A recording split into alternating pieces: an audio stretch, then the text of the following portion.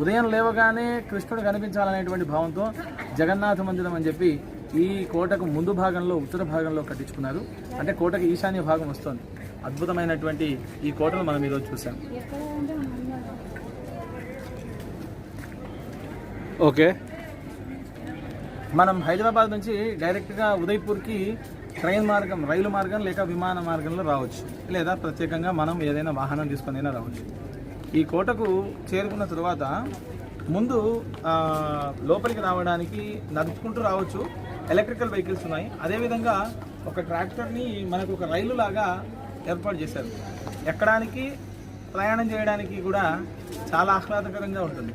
అందులో వచ్చిన తర్వాత ఎంట్రీ పాస్ స్టూడెంట్స్కి, తర్వాత వయోవృద్ధులకి, వికలాంగులకి 200 రూపాయలు మాత్రమే టికెట్ తీసుకుంటారు. మిగిలిన వాళ్ళకి 500 రూపాయలు తీసుకుంటారు.